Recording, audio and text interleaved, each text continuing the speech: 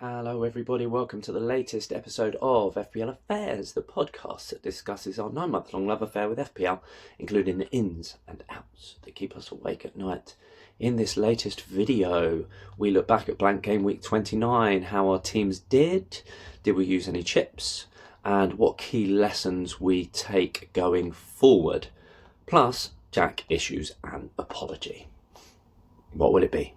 Anyway, before we get started, don't forget to like this video and subscribe to the channel for all our previous videos, as well as the weekly content we will be producing until the end of the season. Anyway, let's get cracking. And there's Mo Salah. There goes Haaland. He's on his way again. He's hungry. He's scored. Ice cold precision from Palmer. Oh, Saka! That is a diamond of a goal. Well, we're the lads and lasses from Gameweek 29, as well as, actually, to be fair, the lasses who won the local derby yesterday. Not yesterday, day before that, Saturday. So, yes, hello and welcome from me, Matt, aka the veteran of FPL Affairs, on the back of a enjoyable Gameweek 29 in some ways, which we'll come on into, and accompanied, as always, with Jack, the master, who owes you all an apology. Well, I'm going to say I'm sorry because you want me to, and you're in charge. As you'll see by my point, it's sorry, not sorry, because I'm actually quite pleased to do it. But yeah, I lied to everybody. I changed my mind. We'll talk about it in a minute. Yeah. Okay. Blank Gameweek 30 review. Not 30 review, what am I talking about? Blank Gameweek 29 review. Starting with the master. Talk us through your choice of chip. Okay, so Wildcard was played by me in Gameweek 29 for two reasons. One reason was my team was in a dryness. So my initial plan for anybody who's been watching was to free hit in Gameweek 29. However, because I was likely to for wildcard in Gameweek 30, I basically didn't give chip strategy enough thought earlier on in the season around Gameweek 25, when people were back in Liverpool, and obviously Matt made the decision to navigate 29 with transfers and blah, blah, blah, blah, blah. I didn't do that. I just ploughed on ahead thinking that I'll free hit in 29 and I'll deal with everything afterwards. And then, after quite a timely, slow week at work, the week before Game Week 29, I decided to consume quite a lot of fantasy football content, where I realised there was a real trend amongst FPL influencers shouting at me to not free hit in 29 and to navigate it as best I can with transfers and taking hits, and to save my free hit for 33 or 34, which, if you don't know why, do see our chip strategy videos. However, the main reason why I wildcarded was because I didn't see the point in taking a -8 or a -12 in 29 to then wildcard in 30. So I decided to push the wildcard button. Now, the story goes, I spent 5 days playing with a wildcard. All sorts of different players, all sorts of different combinations, all sorts of everything. And then I went to see Southampton get beat by Wolves, and I'm sat there, and it was obviously a 1:30 deadline, and I always go for lunch before every game and have a beer before every game, because if you don't, then you just go for the game, and that's the worst bit, so you've got to do something to make the day worth it. So I sat there having a beer at 1 o'clock with 1:30 the deadline. I'm still playing around with different combinations like Munoz and Pope, Henderson and Livramento and blah, blah, blah, and trying to figure it all out. And I finally got it, what I wanted, at like 1:28. And then what I had done the night before with all the price changes is put all of the players in that were going up in price that night. Basically how much fought because I didn't get my team in time. So all of the players that are on the screen, other than Gabriel, Salah, who's on my bench, and Sarr is on my bench, are all players that went up in price the night before. Or the night before that, maybe. So anyway, I missed the deadline. There are 3 players that would have been different, maybe 4. Milenkovic would have been Williams. Minte would have been Elanga. Fernandez would have been Garnacho.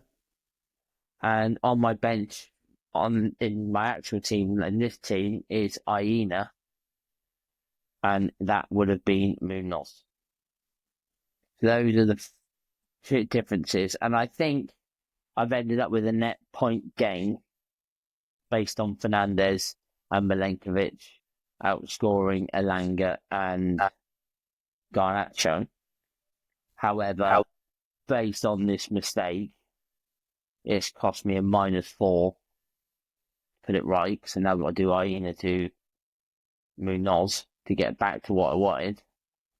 It's also priced me out of doing Evan Nilsson to Isak and Wood to Mateta and Fernandez to Murphy, which was my plan over the next 2 weeks. So it's going to cost me another -4. So, long story short, it probably balanced out. I had Jose Sarr in goal, who managed to concede to Southampton. Not many teams managed to do that, so congratulations to him. He got me 2 points. I had Kirkes, who got me 4. Gabriel got me a nice clean sheet and a yellow card on a really unnecessary late challenge. He was also in the bonus points for ages and then dropped off the edge of a cliff at the end of the game. So that was annoying. He got 5. Milenkovic got me 11. And he was never really a consideration for my wild card. So thank you, Milenkovic. Vardiol got me 1, but to be honest with you, he's in there more for the long term. Cliver with a 2, blank. A bit gutted about that. I haven't owned him all season. I bring him in and he does nothing. So apologies to Cliver owners. It's my fault. Minte gets 2. I'm actually quite happy that I've got him. I'm looking forward to sort of seeing what he does over the next couple of weeks. I think he's going to be a bit of a differentiator. Bruno Fernandes with his big 17 points. So I was just enjoying that on the last game day of the week, just watching him just return after return after return. However, I would have got a red arrow without owning Bruno Fernandes. It's nuts. He ended up at like 60% ownership. And he was like nowhere near that the week before. So, fair. It was all the free hits. So, he was really, basically, if you own Bruno Fernandes, you did okay. And if you didn't, you did. It was just literally that simple this week, in my opinion. So, I brought in Evan Nilsson, who got a 2. Bit disappointed. I brought back Chris Wood. Again, Steve Twitch and he blank, so make sense, but that happened. And then I wildcarded Haaland back into my team and I made him my captain. The reason why Bruno Fernandes isn't vice captain or isn't captain was because I never really considered I would have him in my team. So I never really considered him as a captaincy option either. obviously in hindsight, it'd have been really good if he was my captain. But I'm still quite happy that Haaland returned. If you navigated through Game Week 29 with transfers, you probably didn't have Haaland. A lot of people would have captained Wood. He blanked. So all in all, it was a nice green arrow to 46k, up from 66k, so it's like 20k green arrow, which is nice. And my safety score was 53, and I got 62. So it was a change of rank of just under 30%. So yeah, 20k green arrow. You don't often get them at sort of 66k. So it's a nice big leap. I'm glad I did my wild card currently because the FA Cup games haven't taken place. So that might change. You might see me on Sunday's video crying, saying I've made a terrible mistake. But one thing's for sure, if I'd have kept my original team, I would be sat here crying with a massive red arrow. So I'd taken a -8 to bring in 3 players, which would have been Wood, Evan Nilsson, and probably Cliver, who, yeah. So as you can see, they all blank. So I'm happy with it. Yeah. Right. Well, I had a very up and down roller coaster emotional weekend, which including FPL meant the whole weekend, even more so. I had rocky start, then Brentford. Well, there's your green arrow. Skip to my team. Before I talk through it, my transfers, I benched Munoz, Isak, and Salah, and I transferred out Luis Diaz, for we'll go through which, but it was Diaz going out, my 1 week punt of Virgil van Dijk, which didn't work out. We've had that discussion. That was so 2 weeks ago. So yeah, Diaz and Virgil van Dijk, and then it was the debate of what to do with Dango, and it had been a mistake bringing him in instead of Cliver a few weeks ago. And I was very umming and ahhing right up, and I was very split between combinations. So the combinations I was really weighing up, because I did Dango to Cliver straight away,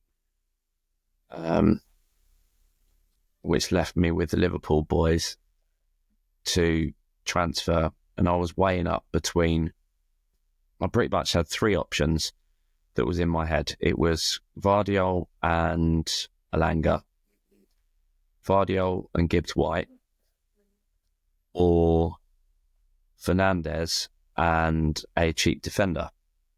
Now, the budget I had for that defender, if I was getting Fernandez, was 4.7 million.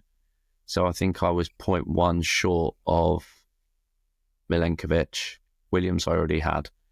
And 0.1 short of Aït-Nouri, which is who I would have gone for, actually, I think, because he had Southampton target the opposition. And just because of that uncertainty of which defender to get was why I went against Fernandez. That, plus, as I wasn't free hitting, I didn't like the look of Fernandez's next couple of fixtures. Had I gone with Fernandez, and I'm not saying this in hindsight, I would definitely have captained him. That's not, that wouldn't have been at all, who should I captain? It would have definitely been him. No question. Jack will in a moment tell you to say, I told you so. He will. I won't be that smug, but I did. No, it's a tough one, isn't it? It's just on another day, Gibbs, White, Bangs, Elanga, Blanks. It's just annoying. It's a 50-50, isn't it, really? Yeah. Yeah, so I went with Gibbs White over Elanga, and part of that was down to minutes, and there was mixed reports on content creators. Some saying that he's rested against weaker teams or less minutes. Others were saying him over Gibbs White, whereas Gibbs White is a sort of minutes magnet. Yeah, and then the delightful news of Palmer being injured meant I had 10 men. So my full side was Pickford with 3, Gabriel clean sheet of 5, Robinson's clean sheet and bonus getting him 7. Singles for Guardiola and Williams. Palmer's no-show, 2 from Clivert. One thing that did make me smile was Brentford's first goal and Mbermo assist to Wissa. So that shot me up following on live FPL. That shot me up from about a 12-point red arrow to a 1-point red arrow. And I finished Saturday fixtures with a 1-point red arrow, I think, and that continued going into, no, it was 4 points, 4-point red, but then I got the clean sheets on Sunday from Gabriel and Robinson. And with one game left, the Manchester United one, I was 1-point red arrow, and I finished with 13-point red arrow because of Bruno. Basically, that's what it boils down to. And we'll come through lessons learned. I'll go through in a moment. One of the things, but basically because I'd taken a hit, I finished on 38 points, safety score 51. Nothing on my bench because Fabianski didn't play. The other 3 were blanking, and I dropped from 341k to 439. So pretty much just shy of 100,000 place drop because of it. Change of 28.72%. I think we both had a change of 28%, just in different directions. Yeah, what I am going to finish with saying, I'll finish as the final bit on our 3 things from Gameweek 29 that Jack and I spoke about. This one's just popped up in my head, actually, which I'll finish with. Do you want to start us off with what you feel you've learned from that game week? My probably main one is based on my chip strategy, really. Just that all best plans need to be able to change, and you need to be able to pivot off of one strategy and onto another one. And obviously with all the planning in the world up until game week 29, I was hell bent on free hitting, and then decided to change my chip strategy plan. So I guess my lesson learned is to, if a plan isn't a good one, just change it, pivot off it, and come up with another one. And don't just stick to a plan because it's a plan. I think that would be the one thing that I definitely learned. And also, we were talking before we recorded about players that were very much in form. Such as like Fernandez, for example, versus Chris Wood. Chris Wood was very much out of form. Fernandez was in form. A lot of people were hell-bent on either getting Chris Wood in to captain him or to captain Chris Wood if you already owned him. Versus Fernandez, not a lot of people were able to... Well, I don't think a lot of teams, players such as yourself as well, were considering transferring him in 29. really or that seriously based on his fixtures afterwards. But I think this week was a real week for form teams, form players. My consideration was, well, if I'm going to wild card in 31, I'd be having Bruno for 2 weeks. And Forest away with Forest's defence, I was like, even though he's on form, I'd rather have a Forest midfielder at home to Man United than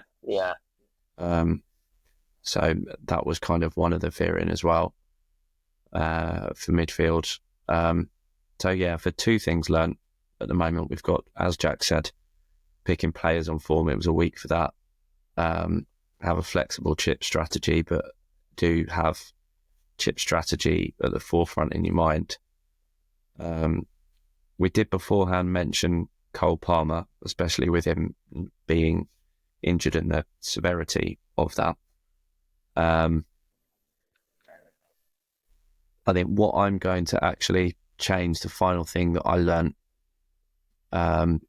this from Blank GW29, which goes hand in hand with why it was a blank, is mental health and priorities, because there's been a lot of weeks this season where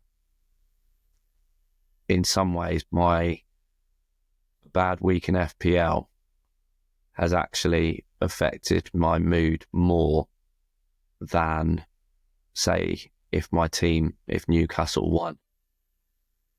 So I could have got a big red arrow, Newcastle won, and it would be like, but I got a massive red arrow. They put a dampener on it. Or if you're watching your team play and you're thinking, well, actually, I don't want my team to keep a clean sheet because of your fantasy team. I don't really have that problem. But this week, and yes, it's extreme because it's a trophy, but my emotions at the weekend is Sunday, meteoric.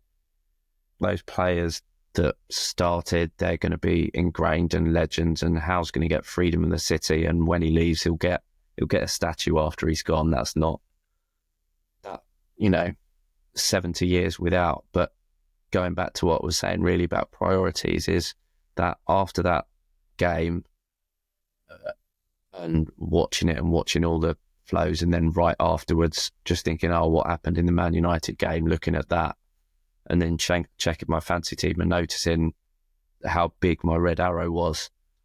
And when seeing how big it was, my thought genuinely was, you know what, I don't give a bleep about my fantasy team. Newcastle winning was on a complete whole different level. So it really refreshed my mind and perspective and priorities that, well, at the end of the day, I'm a Newcastle fan first and foremost, and not an FPL player first and foremost. And I would much rather get a massive red arrow and Newcastle win than a massive green arrow and Newcastle get battered. Yeah. Jack obviously doesn't have the luxury of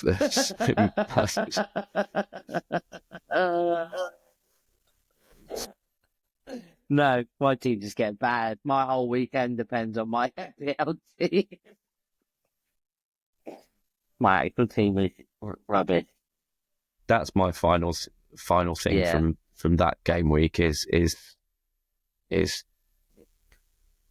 that mental health side of it and getting your priorities right. I think that's a really important point.